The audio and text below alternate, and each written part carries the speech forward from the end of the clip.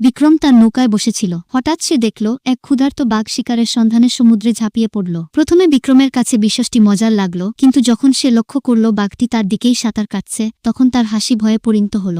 আতঙ্কে বিক্রম দ্রুত নৌকায় উঠতে চেষ্টা করতে লাগল। ক্ষুধার্ত বাঘটি ক্রমশ তার দিকে এগিয়ে আসছিল, কিন্তু সে ভালোভাবে নৌকা ধরতে পারছিল না। বিক্রম নৌকা থেকে একটি কুঠার তুলে নিল, কিন্তু যখন তার দৃষ্টি বাঘের জ্বলজ্বলে চোখের দিকে পড়ল, তখন তার হাত কাঁপতে লাগল। সারারাত বাঘটি সাগরে ভাসতে থাকল। বিক্রম সাহস সঞ্চয় করল এবং সঙ্গে সঙ্গে নৌকাটিকে একটু ঠেলা দিল, যাতে বাঘটি নৌকায় উঠতে পারে। সকালে বিক্রমের চোখ পড়ল জালে আটকে থাকা এক বিশাল মাছের দিকে। তখন সে দ্রুত জালটি টেনে তুলল এবং কুঠার দিয়ে সেটিকে আঘাত করল। এটি ছিল প্রথমবার যখন সে কোনো প্রাণী হত্যা করল।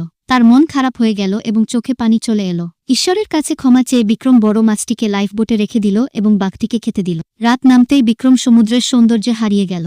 হঠাৎ এক বিশাল তিমি পানির উপরে লাফিয়ে উঠল, যার ফলে নৌকাটি বিশাল ঢেউয়ের ধাক্কায় কেঁপে উঠল।